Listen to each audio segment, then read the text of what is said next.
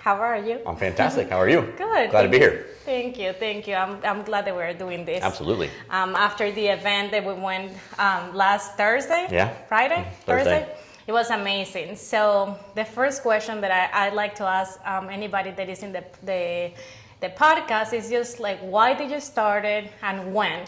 Okay. So I started in December of 2012. And I started off like a lot of people did. Either some people will have seen like an advertisement on the internet. This is back 12 years ago, 13 years ago.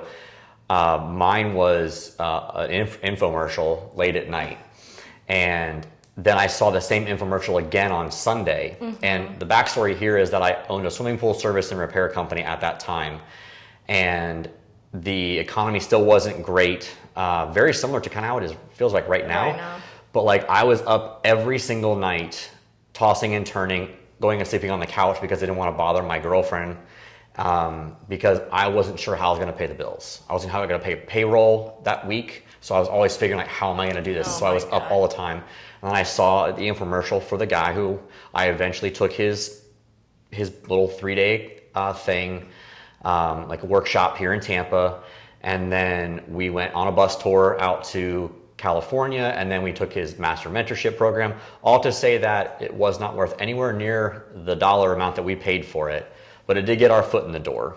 And that was like about real estate? Yeah, it was all about flipping houses. Okay, yeah. Flipping houses. And so I saw a way to get out of that rat race, for lack of a better term, by learning to flip houses, because I had followed that guy who was on a Flip This House show many years prior to that even.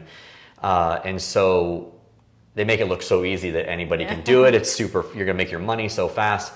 But I saw that as, everybody says that, real estate's the best way to make money and to build wealth, which is 100% true.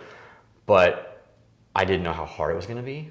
Because they make it sound so easy. So I saw that as a way to provide for our eventual family.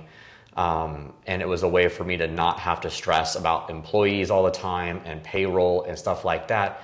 Now I have that on top of everything else, but it was just a different perspective, and there's a million ways to make money in real estate. So that was like, it was really like how to get out of the crap storm I was in, as well as provide long-term wealth for my family that we didn't have yet, that we knew we were going to build though.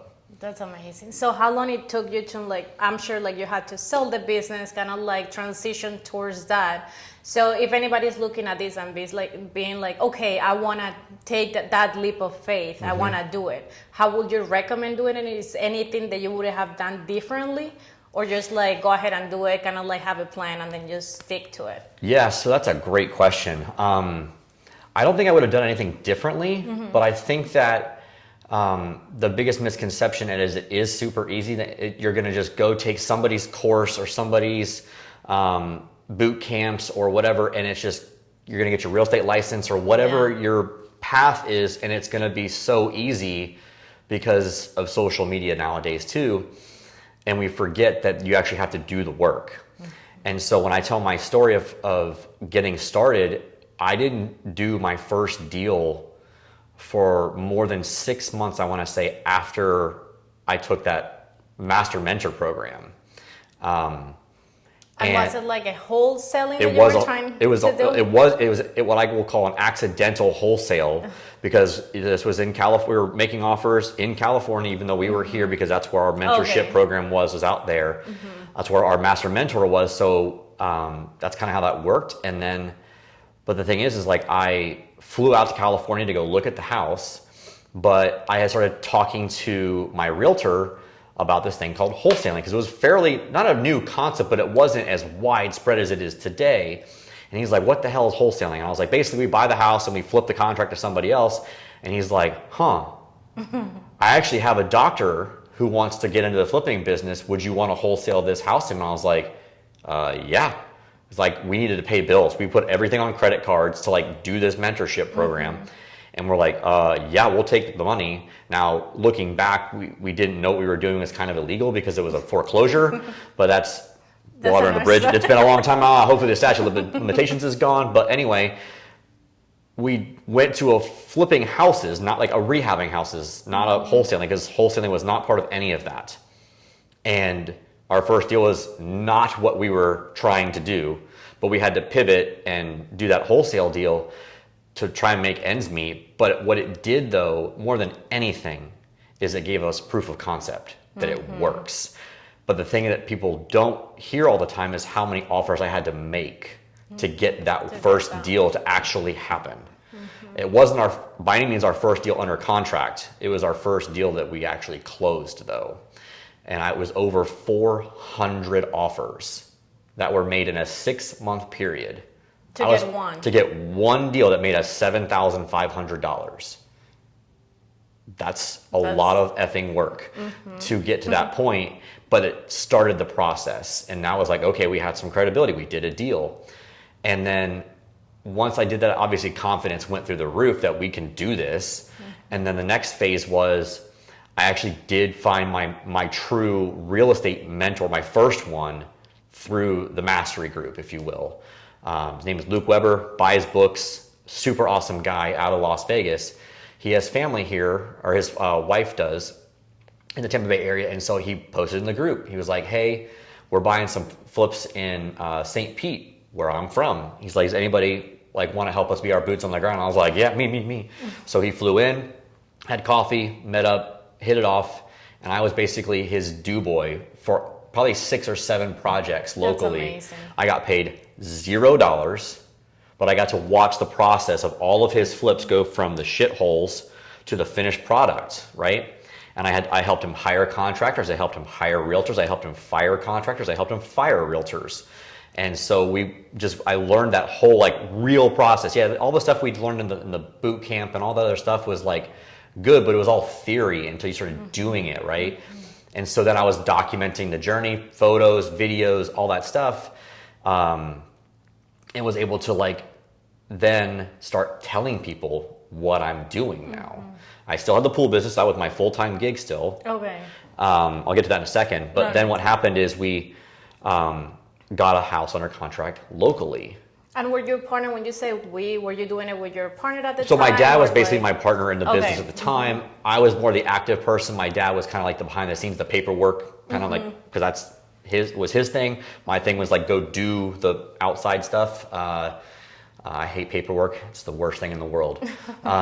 So I was out doing all that stuff for Luke, and we got a wholesaler through another mentorship group that we were doing called the Property Mob, which is no longer around. And he found a short sale deal in Seminole, Florida. And I think our purchase price was $83,000, which blows my mind to this day. But we were we don't have money. We had already gone through that. $7,500 was gone, credit card bills. And so we had to borrow the money for the deposit. We had to then go find money to do the deal. But what was amazing about working with Luke is then I met somebody through BNI who's actually really big in BNI now. And he was we had lunch at Selman's, and he goes, so if I got a guy who's got $100,000 in the bank, is that be a good referral for you? And I was like, yeah. Yes. But what I was able to do is I was able to take Rob, the lender, on the Dog and Pony show, and I took him to all the houses that Luke was doing, or I was doing for Luke. And I showed him all the ugly ones, and I showed him the ones that were in the middle of the rehab, and then I took him to the finished product that we had on the market. So he's able to see all of that, and then I took him to our house that we had under contract. And Rob is the lender that I met. No, different Rob. Different Rob, actually. Okay. Yeah. And so Rob was able, because Rob had never done a deal before like that. And so he's I take him to our house, and I go, I'm going to make this house look just like that last one you saw. And this time he's like, all right, man, I'll fund the purchase, but you got to go find the rehab. I was like, I don't have, our budget was $45,000-$50,000 for the rehab. And believe it or not, the funniest thing is I got a call from, or I called him as one of my former pool builder guys that I used to work with.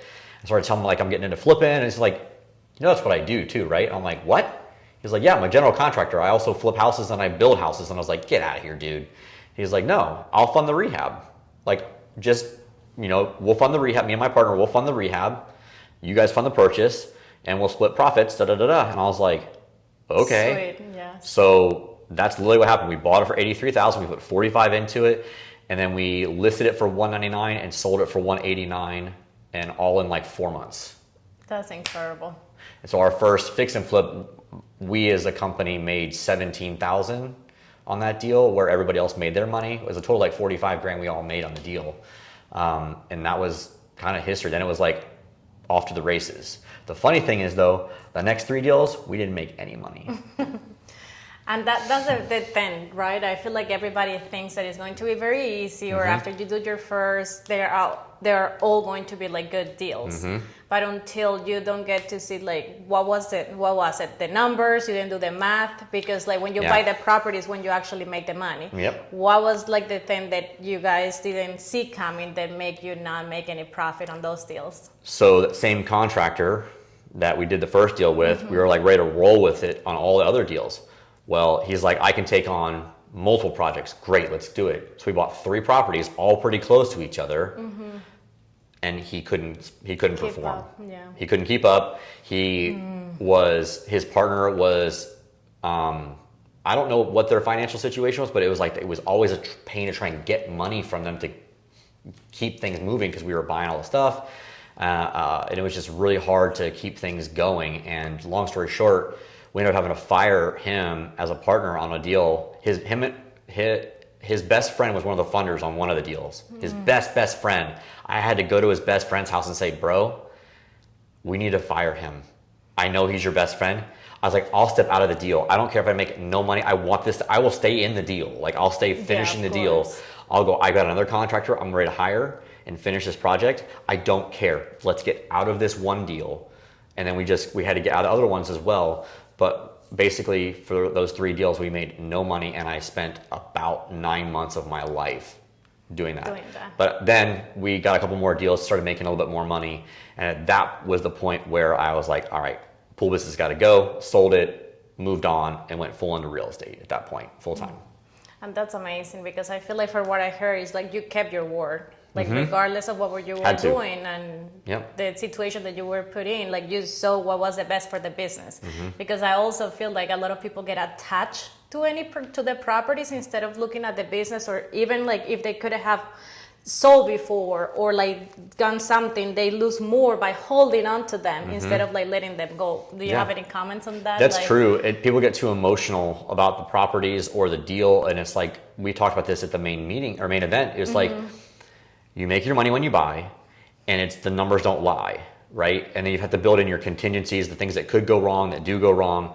That's why I hadn't lost on a deal until COVID happened. And that was another contractor issue, but it really came down to my fault by not staying on top of him better. And that's another, I don't think we have time for that. But it was, I never had lost money in a deal. Neither had any of my lenders, but we lost so much time on so many deals instead of just cutting bait, moving on. It costs you money at the end. Yeah, because once you start bringing in hard money into a deal, those payments don't stop, and they're interest only. So they're just every month it's coming right out of your profit. So the longer those things take, the less money you make.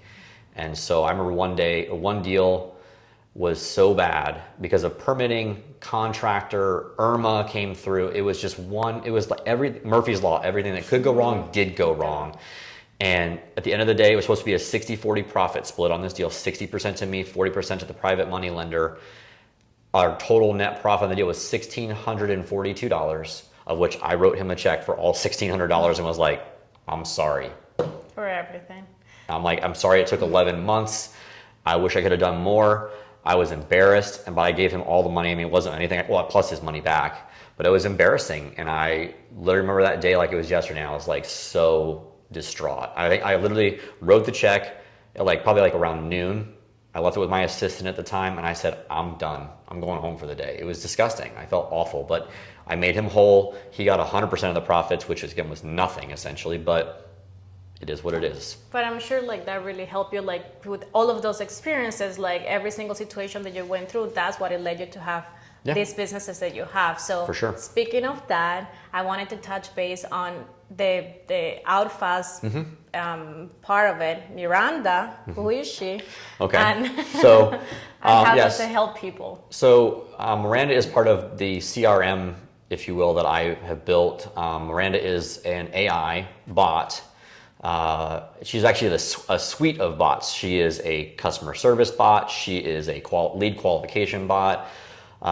She is a chat bot, like you can throw on her website, any website. And then she's also basically a booking bot, which she helps book the appointments for agents, investors, literally any business, it doesn't matter.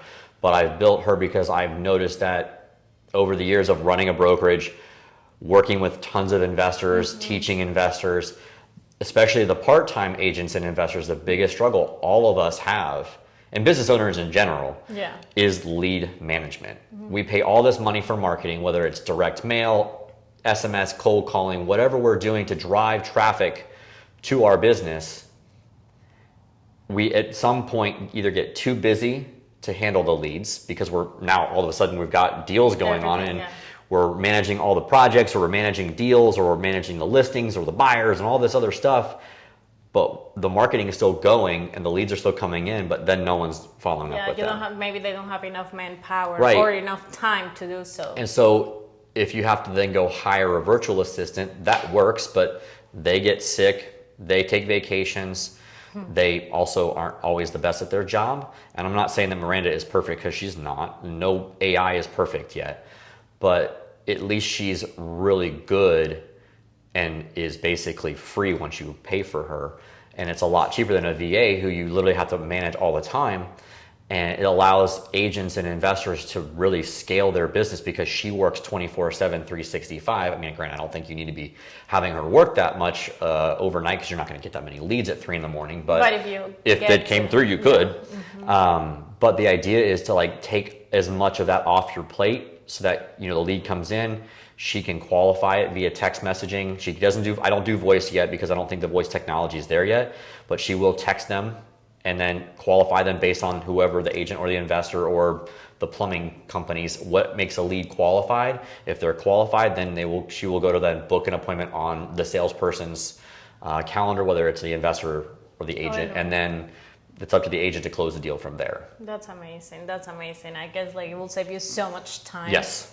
And money too, because again, you can't do it all yourself. If you would have to hire probably 2 to 3 people to do that. Yeah, people to actually run those leads. And you know, eventually I want to bring it to the point where it literally, she will qualify them, make the offer based on the data that we can get from a client and maybe some of our own, and then literally send the contract for signature. So it will be updating. I'm trying to build that right now. That's like my next phase, is to build the acquisitions bot. Like take the data, run the formulas based on whatever data we can get from the seller, and then either make the offer for the cash or make the offer for creative, like a owner financing, or an ovation or whatever. And then if the seller agrees, which is going to be tough because I think it's going to be really tough to do that all over text messages.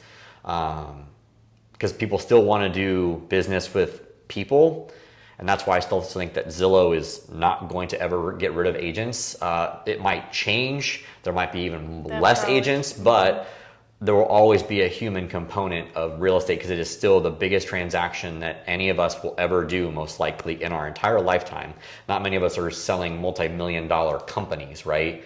We're all buying expensive houses, though we're selling them. And so you still want to have that touchy-feely aspect of the deal. So I don't know if we'll ever get to that point where it works. The technology would work, but I don't know if like the sellers would be okay with just signing a contract with a bot, essentially. Even though they may not realize it's a bot, they're still going to want to like have somebody come take a look at the house, right? And at some point you could just build that in where it says like, okay, great, we're under contract now.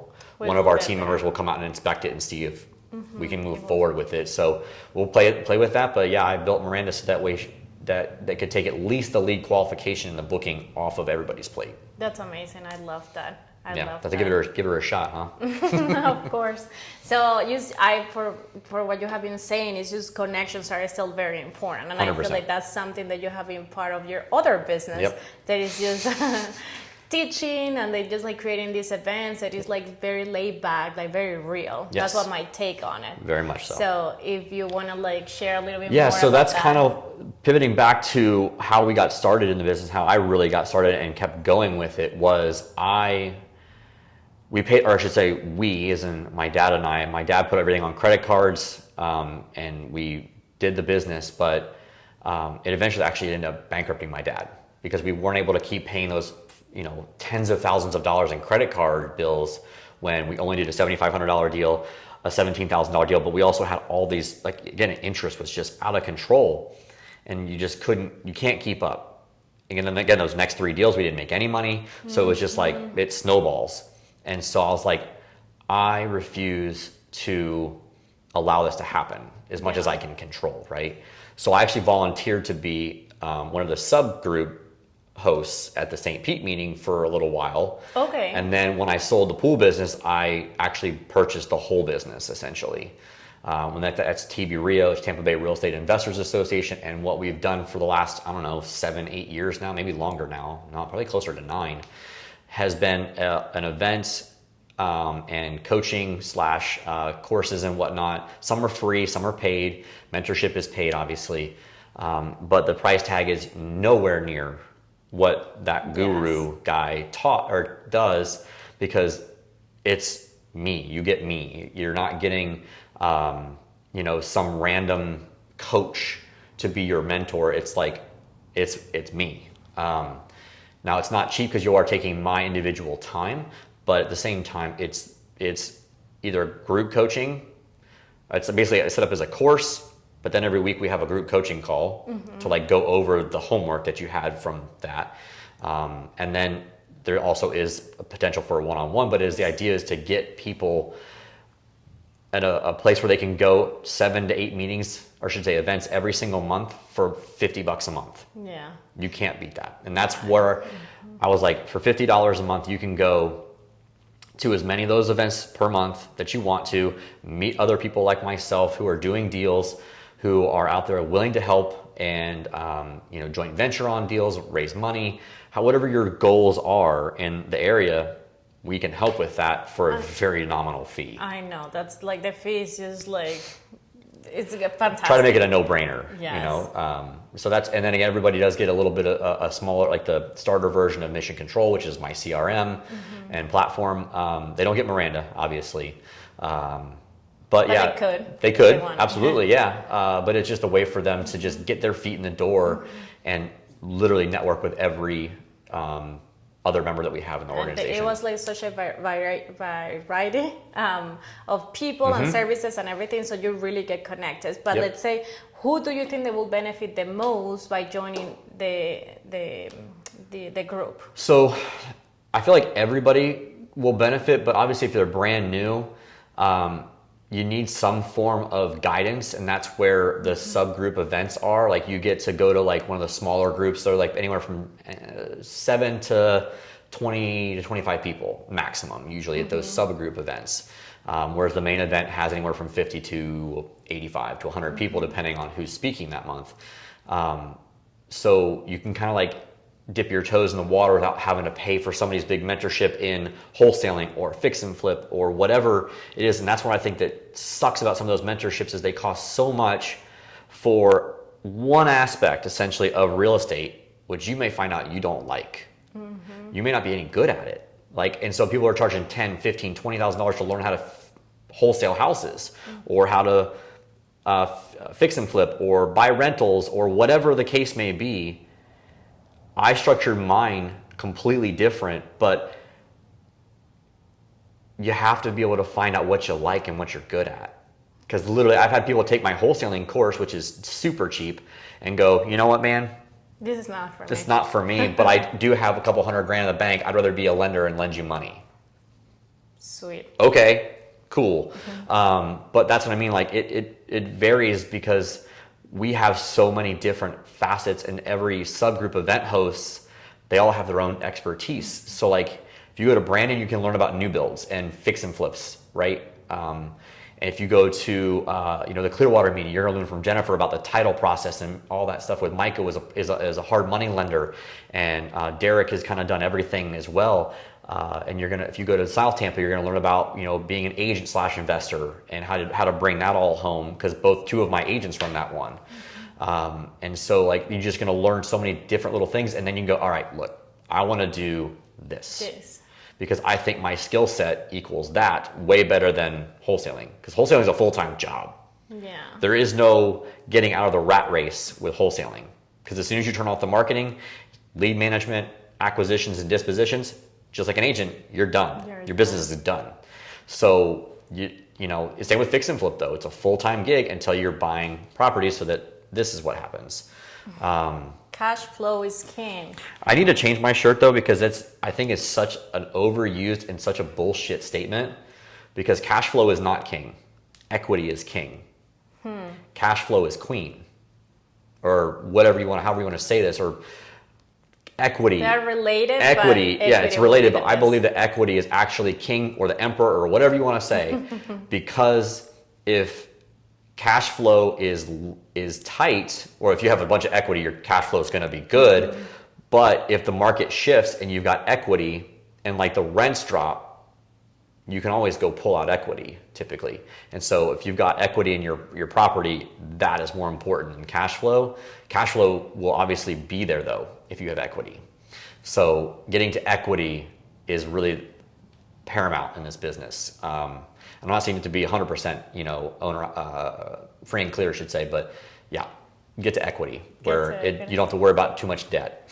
Good. And I feel like that's something, I have like 2 houses, and I don't think that I did the research well enough, and I don't have enough equity right now to pull. And I'm just sitting in 2 houses that are providing income because it's long-term and Airbnb. So I kind of like split them up, and then one is like a 2 and I get to rent, so the other one is 3. But at the same time, I'm like, I wish that I had the knowledge and information that it was accessible for me to do that. Did you buy in 2022? I 21? Bought one January this year, and the other one 2022. Like everybody else. I know. That's okay. I'm grateful because I'm not losing anything. Yeah, right for now. Sure. But at the same time, I'm like, I wish that I had the equity right now just to pull, because especially with the market and what's maybe going to happen, like with the elections, rates dropping and all of that is going to be we made mistakes in 2022. We did not see literally overnight the rates going from 2.5% to 3.5% to 7, 8, 9, 10. Like that. So we were in the middle of three projects at that time, and blew everything up. Because we weren't able to refinance properly, or what we were planning on doing with them. We weren't able to refinance. We weren't able to sell them. We had contractor issues, City of Tampa issues, City of Pinellas Park issues with permitting. It was again another one of those Murphy's Law type things. But luckily we did buy them right, so we're not like in the hole, but like it was rough, and we still own those properties. So eventually, again, they'll work their way out of it one way or the other. But another thing on that though is like going back to not letting things go. If you buy it right, you have the ability to ride out the storm. You don't have to feel like you're forced to sell something that will be appreciating over time if you bought it right. So where you can still either cash flow it or barely negative cash flow it, or at least break even, right? So again, we make our money when we buy, and don't get emotional when we are analyzing those numbers though. So it's nice that you mentioned that, because I wanted to talk a little bit about what's going to happen, or what's your take on what's going to happen with the elections. What's the Tampa Bay market looking like right now for you that has been in the business for so long? And I know you work with realtors, with wholesalers, with lenders. So what will be your take on? What should people do? That's a good question, and it's a really tough one to answer, because there are so many things that are out of any of our control that I don't think the president, whichever side you're on, is going to drastically affect the real estate market, because the president doesn't have a chance to really enact enough law to change things super rapidly, because unfortunately there's so much gridlock in Congress that doesn't necessarily allow things to happen the way the president would like it to happen, whether on either side. But the rates dropping definitely helps things. But here in Tampa Bay and in Florida, our biggest issue is not who's going to win the presidency. In my opinion, it is what we're going to be doing with the insurance issues. Insurance has skyrocketed across this state because of the hurricane that's literally supposed to run and hit Tallahassee or wherever up in the bend Thursday/Friday, whatever that's supposed to be. It is destroying everybody's ability to cash flow. It's destroying everybody's ability to get financing because the debt to income now is out of control. And they're making, I bought a condo recently and the lender made us get flood insurance even though we're on the second story. I'm like, why are we having to get flood insurance? There's no way if it ever gets that high, like literally Tampa Bay is gone. Like it's a total loss. Like there's no way. So they made us get flood insurance though, which is just throwing money away.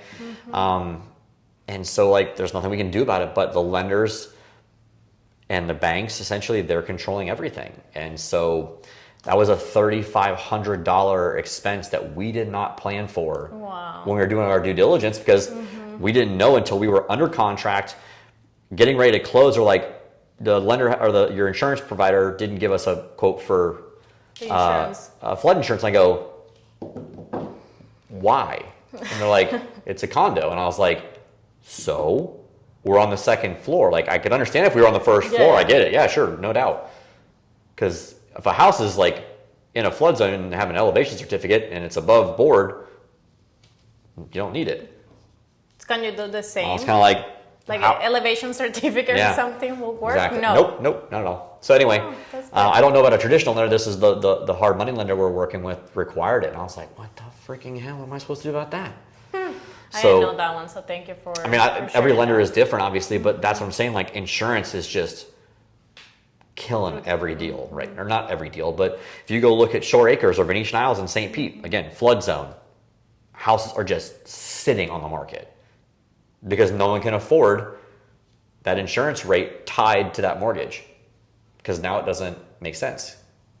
So I'm not talking about flips. I'm talking about just everyday average buyers cannot buy those houses without putting extra money down.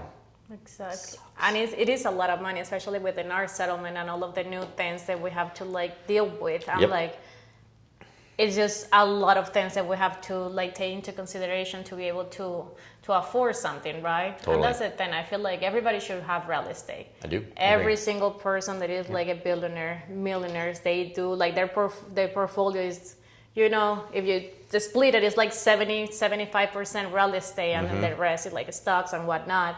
So I feel like that's really over time what it would make you wealthy. Because it's not like only about money. It's like, okay, over time, what's your legacy? What is it that you are trying to achieve? What is it that you are trying to do? Because when we die, we cannot take anything, but you can leave behind something. That's why I've always liked real estate compared to like stocks, bonds, all that stuff, is that it is a physical, tangible asset that if the stock market goes to complete shit tomorrow, I can still go over and touch that house that I own and go, okay, you're still there. Now, granted, again, if a hurricane does come through and knocks it down, that's what insurance is for. But yeah, I just have a hard time wrapping my head around like investing a majority of money in anything other than real estate. Again, I know I'm biased, but I just can't do it. So yeah, real estate will always appreciate too. It never goes down in value long term. Short term, yes, like everything else, but it always bounces back. I know the stock market does too, but the problem with the stock market is if you're invested in a company and that company goes out of business, that piece of paper is worthless, where that house will almost always still be there. So that's why it's, you know, always going to be the best investment, period. And it's limited. I mean, we're on Earth, and it's limited. Correct. So I'm like, just get as much as you can. Not making any more land unless you're in Dubai. Literally. I was there not too long ago, Really? like 4 months ago, and it was crazy. Just the way that they build, like in Abu Dhabi, when you're like driving like from Dubai to Abu Dhabi. I'm like, explain to me how long it took. Like, how on earth? It popped up out of nowhere, it seemed like, too. Like, it was crazy. So, yeah. But I love it. Definitely real estate there, incredible too. I've heard it is like hustler central there. So Yeah. probably should head out there one day. You should. Yeah. I wanted to also say, so you have like this drive to help other people, help community. Before the first time I met you, you were talking about like legacy and your kids and everything that you're going to do for them, right? So 2 questions on that. Why are you doing, like what you're doing? Why are you trying to help put the knowledge on people's head and like so accessible, like for them to use it? And at the same time, why do you consider mentorship and having somebody to lean on so important to be able to? So the main reason that I do it for such a cheap thing is because it's like, again, a way for me to kind of give back to the local community. Like, hey, you don't need to spend a fortune on this stuff. Now, granted, if you want true mentorship, you do have to end up paying for it and coaching, if you will. So because we are, as human beings, are generally willing to share our knowledge with other people because it's just part of like growth, and the growth mindset is like paying it back, paying it forward to those who either are not as fortunate as us. I'm gonna say this though, like if you want someone to help mentor you and you don't have any money, you got to do the work that no one else will do. And that's what I did for Luke, right? I literally did 6 to 7 projects for him and I didn't make a dime because I learned the knowledge. So even if you guys don't have money, that's fine. Go find someone like myself who is willing to go like, all right, go put out 100 bandit signs, go knock on all the doors, put all the flyers out, go do all the things that I don't want to do, but you go do it. And I will say that I learned this from the big guru. He said that his master mentor taught him this, or told him this. He's like, hey, I need you to go to this house every night. I need you to sleep there. But at 3 a.m, you better get up every night. I need you to go pee on the grass in the same spot every night for the next, I forget what it was, however many days, weeks, months, whatever, it didn't matter. And he was like, what? He's like, yes, do that. You have to do that. That's my rules. I'm not going to teach you anything unless you do that. It's really important you do that. And he asked why. He's like, it's just because I said so. Do it. And so he's like, all right, I did it. And he's like, it killed the grass. It made it look like shit. And so one day that I finally was done with like the term, and the guy asked his mentor, why did you do that? Because I needed to know that you could follow instructions and actually follow through with the craziest thing I could come up with for you to do, so that you can actually go do the things that are a lot easier, kind of thing. And I was like, okay. All right. So there's always a reason behind the mentor having you do something that you may not see in the moment as to why he or she is saying, go do that. Why do you got to go knock on 1,000 doors? That sounds like a lot of work. It is. But why? Because out of that 1,000, there's at least 1 to 10 deals in there somewhere. So you may not like it, and you may not may not be able to see the end in mind at that point, or the light at the end of the tunnel, but it's there. And just trust me, if you do the work, it's going to happen. And so like that is the grunt of the grunt work. But if you have no money, you've got all the time. So go do it. And we don't have to create the way, like it has already been created. We it's just already have there. to duplicate. Yeah, and that's going back to having the mentors part that you asked, is like, you can have mentors that are like people you may know or you pay for, but there are plenty of other mentors that you don't have to pay for. Like, yes, I have paid Tony Robbins to go to his events. I have paid Darren Hardy for his courses, but like all of those guys and gals out there, like Mel Robbins is also phenomenal, right? There's plenty of other people out there that put out so much free content. Now, granted, their best content is not free, because we all know that. But you can always pick up those little golden nuggets from their videos, their podcasts, whatever they're doing, to go, they are mentoring you, and that was a huge takeaway that you can implement in your business. So we get caught up in like this mentorship coaching thing that it's all paid for and whatnot. Guys, anybody can be your mentor as long as you follow their direction. Yeah, and you're willing to be mentored, right? Because yes, you have to be willing to be coached. That's one of my things. Like, it's on my question: are you willing to be coached?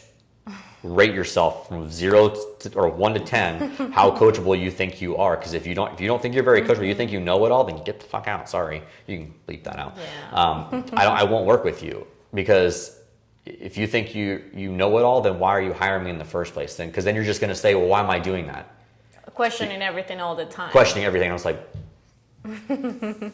dude, okay, then don't do it. Do your own thing and keep getting the same results.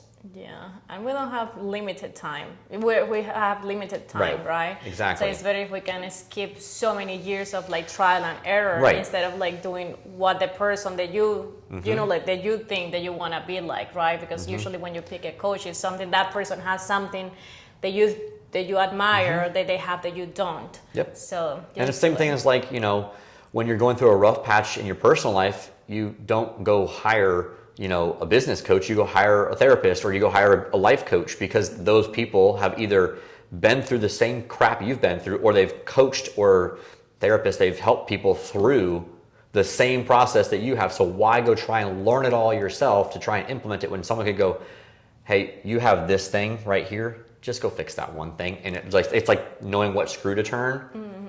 Go do just that one thing, and it can literally open everything else up in your life and go, oh, that's what I'd have never seen that if I didn't have that third party going, there's your missing link. And one of the things that I always think, is that we have to see life like a holistic approach to life, right? You cannot be really, really good at your job if you have a shitty relationship, or if you don't take care of yourself and you're not feeding on your body with like whole foods and like the best nutrition and whatnot, right? So it's just like 7 pillars. So how do you do, or what do you do in your daily life, your habits, to be able to like enhance all of those things and truly, you know, like stay real to yourself to be able to perform at your highest level?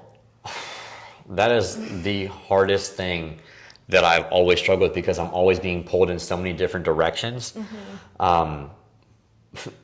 Learning to get good sleep, but not as much as I would like, has been helpful.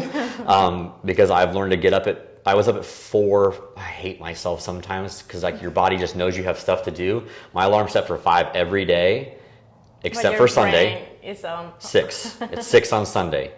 But I woke up today, it's still at 4:30, and I was like, you've got to be kidding me. But I knew though, I had my kids, and I was like, if I don't actually get up, I won't get it all in. So like I have a routine though that I do my best to stick to every single day to get myself ready for the day. So it's meditation and embodiment work, a cold plunge, journaling. I have affirmations that I write out every single day just to get my mind right, because literally I don't give a shit what anybody coaches or teaches you. If you don't get your mind right, the rest of it's bullshit. It's all gonna fall apart. And I've really honed that in the last year, almost 2 years, of just figuring that aspect of my life out. It allows me to stay focused. Now, granted, I have ADD or ADHD really bad, and so like I have to take medication for that, and it helps. But like if I don't have that routine of at least getting through the journaling part, it's a scatterbrain day. But it's also I remember my mentor, Darren Hardy, who is not, I've never met him in person. You get in life what you plan for. And then you also, his other part was, I think it was from Jim Rohn, which was his mentor, you get in life what you tolerate. I think Tony says that a lot too, because they're both Jim Rohn guys. So you get in life what you plan for. So if you're not planning out your day, you're not planning out your week, planning out your month, planning out your life, how do you know you're going in the right direction? That comes down to setting goals. It comes down to then implementing those goals. How are you going to do it? Like, yeah, you can set all the goals you want, but how are you actually going to do the work? Everyone talks about setting SMART goals. Yay, SMART goals. Everybody can do that. How are you They never say, the last part is like, how? How are you going to do all those things that you want to do? Well, if you don't put on your calendar that you're going to do those things, then how's it going to get done? So let's say that you have a goal. What would be your approach to achieving that? Let you do reverse engineering? Reverse engineering is the easiest way to do it. But the thing with that is like there's a saying, again, it's probably from one of those guys, is we overestimate what we can do in a year, but underestimate what we can do in 5. So because we think we can get everything done in a year, so we try to get everything done, and then we're like, we couldn't get it done. But it's like, dude, but look how far you did get in 1 year. But we beat ourselves up because we didn't get it all done, but you got, I don't know, 70, 80% of the way to that goal. Great. But we all beat ourselves up, me included, for not getting all the way there. So instead of like, when you do reverse engineer it, give yourself the oh shit factors, the what ifs that we don't like to say, because I got plenty of, you never know if you're going to get sick, somebody's going to, pass away in your life and it's just going to throw you in a funk, get divorces, whatever curveball life wants to throw at you, that's going to derail your goals for that year. And being able to learn to give yourself enough grace to say, dude, it's okay. Like, you look what you did though with the shitstorm that you were handed and still got through it, and you're still here. Did you wake up today? You're okay. Like, you'll figure it out. So just learning how to regulate yourself pretty much. It is. And then like giving yourself grace and like also like positive. I hate that positive self-talking stuff, but it's part of it. But it's more like just going, dude, tomorrow's another day. It's not the end of the world. You're healthy, kids healthy, family's healthy, whoever is your people, if they're healthy and like you get another chance to start tomorrow and it's not going to be a big deal. Maybe you do have to stay up an extra hour or two, get up an extra hour early to get that thing that got pushed off or whatever. But I love what David Goggins says is build in your backstops. And if we don't build in backstops, you end up looking at your to-do list and you go, shit, I had 10 things and I only got 4 of them done. But those 4 things were pretty fucking massive. Okay. I'm okay with that. And then we'll just reprioritize, replan, and just go again. We get too caught up in like the beating ourselves up for not reaching that like arbitrary BS. Yeah, perfections. We were talking about that before the podcast. It doesn't exist. And like, this comes down to like the basic human needs that Tony Robbins talks about, but we live our lives thinking we can control everything. And it is the worst freaking way to live because we can't control hardly anything.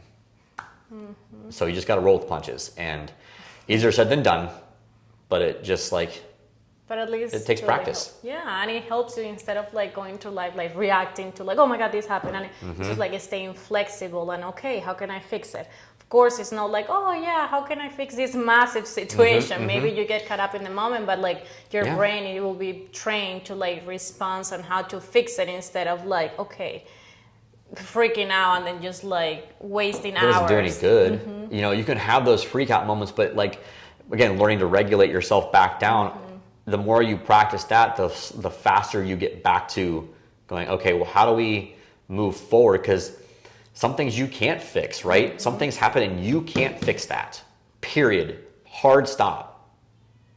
You have to go, all right, how do we just deal with this and then move forward around that, you know? Because, you know, I won't go into details, but like there are just things that you cannot fix in your life.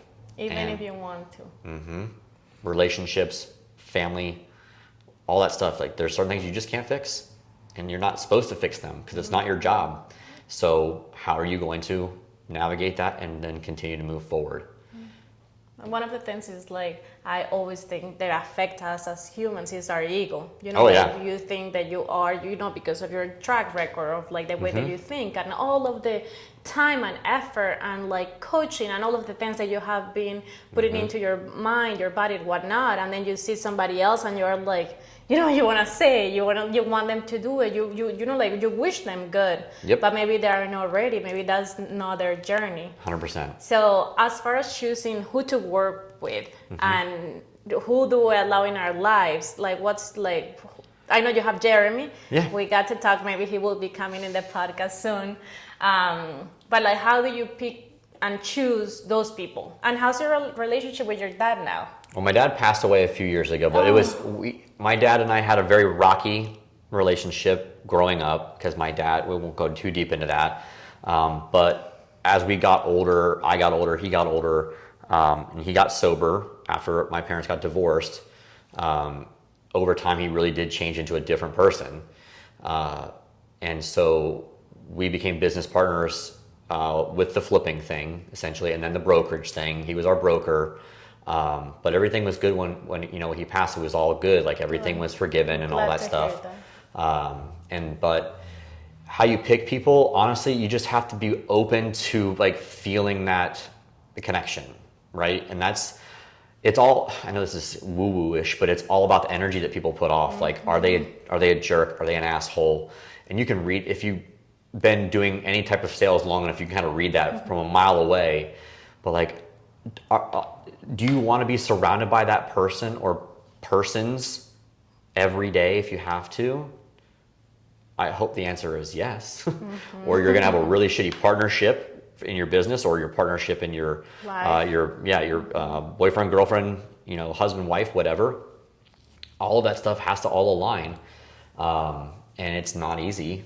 And as we all grow as human beings, like, it's just part of the journey. And I've learned a lot about that too, obviously, in the last couple of years. But learning to feed off of other people, like, and just get around high integrity people who do what they say they're going to do.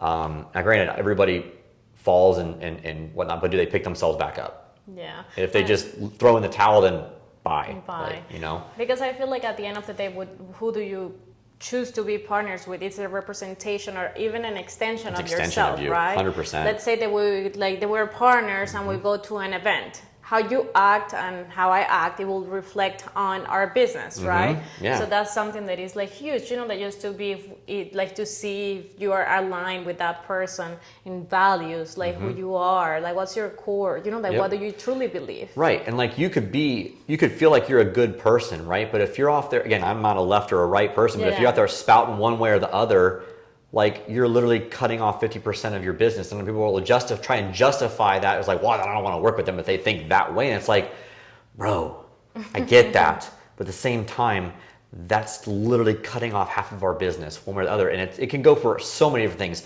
religion, politics, all that stuff.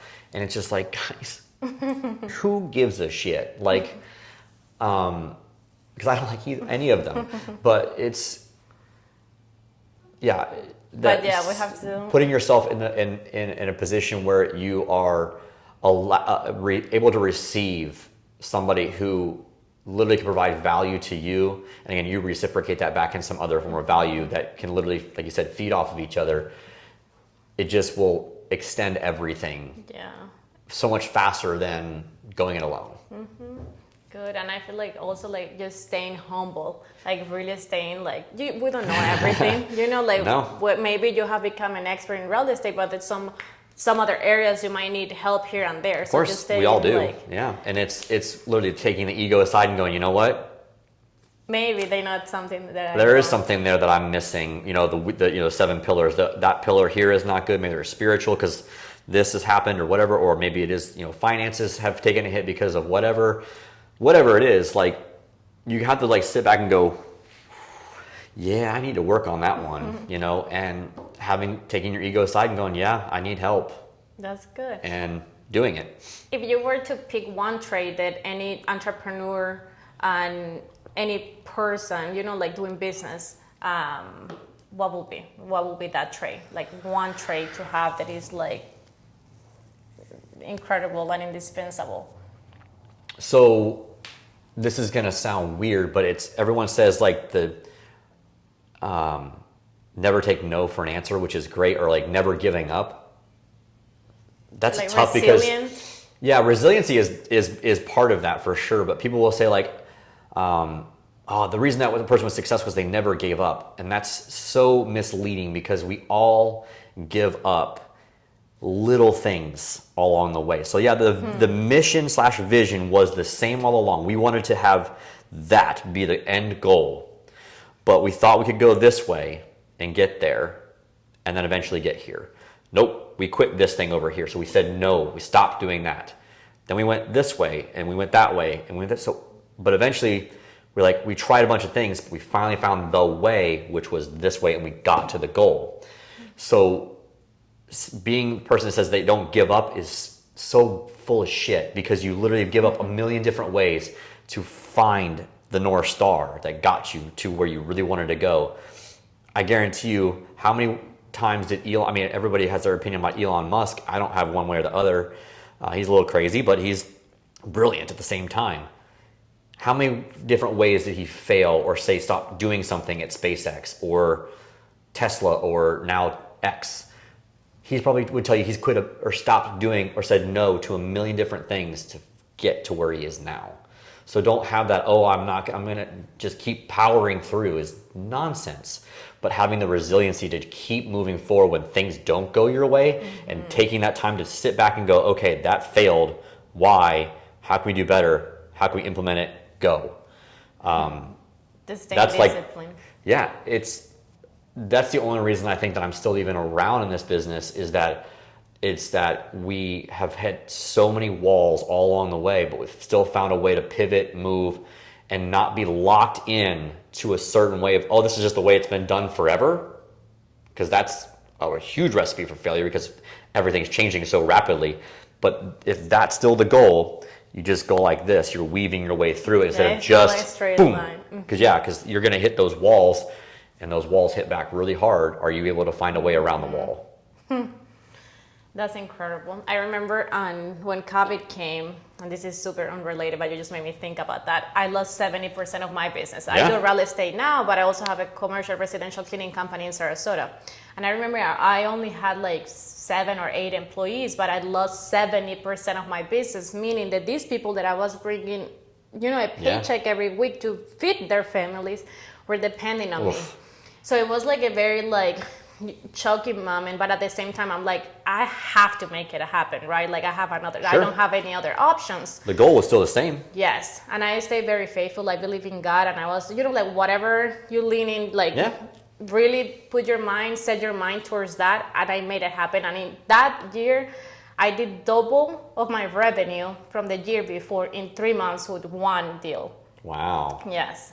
So just staying flexible and I'd love to hear that story one way or the other, but I would love to hear how that happened, because you had the same financial goals, still had the same thing in place.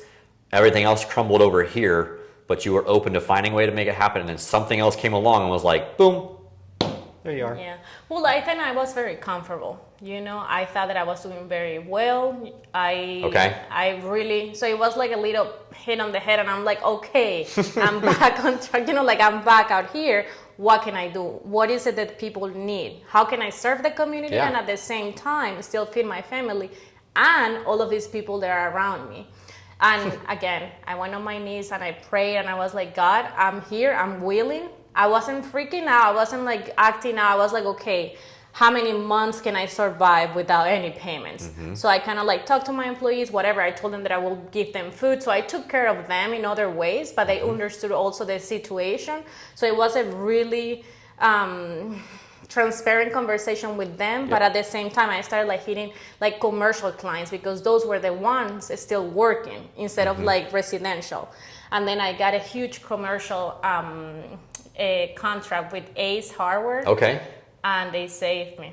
Nice. 3 months, literally. But you just said exactly the same thing I was just saying prior. I was like, you were open to receiving other forms of energy, whatever you want to call it, to go, holy crap, I don't know it all, but I'm confident in our abilities as a company, as a group of people that you had surrounded yourself with, to go, we're going to figure this out. I don't know how yet, but I'm going to take in as much information as I can, receive it all, and just keep doing what we can do that's in our control. Bam. And then it came along. And face it, I'm not the one that runs from the storm. I'm that's the resiliency. 30s, and I will be the first one there, because I don't like reacting to life. I pretty much okay, this is about to happen. How can I avoid the heat, or you get in life what you plan for. Yes, definitely, believe me. Sometimes a little too much, because that can be a little overwhelming, especially if you have a partner that is not on the same boat, right? So. Yep, that's again, going back to picking the partner, whether it's personal or business. Exactly. It's having the same vision. What does that look like?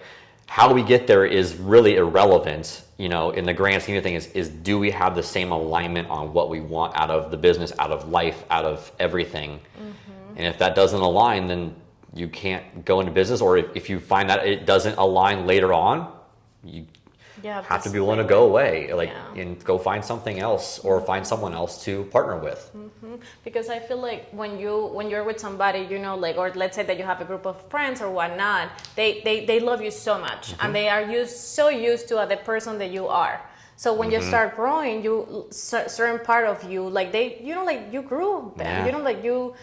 Are you too good for us now? Exactly. I'm not really. It's just No. maybe they want to stay on the same place, but you want to keep growing. Yeah. So at the same time, it's just phases. right? Yep. And some people are going to be here, some tents are going to be here, but then when you are ready and willing to jump into the next tent, either they come along with us or Yep. they don't, right? That's true. And then it's up to you to make that decision how the next steps look.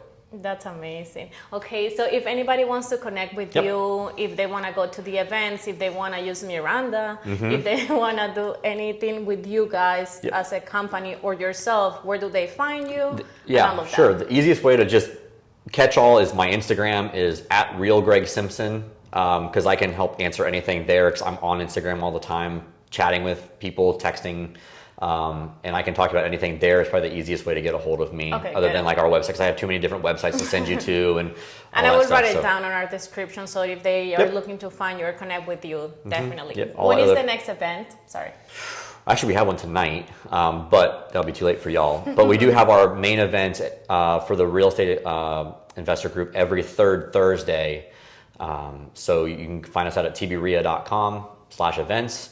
Again, that'll be, I guess, in the show notes. And we've got so many different events all over the place: Brandon, South Tampa, North Tampa, Clearwater, St. Pete, all over the place. Ybor, all sorts of stuff. So, that's the best way to get a hold of us there for any of those events. Perfect. And I'll make sure that I have that on the description so they get to connect with you. Perfect. Thank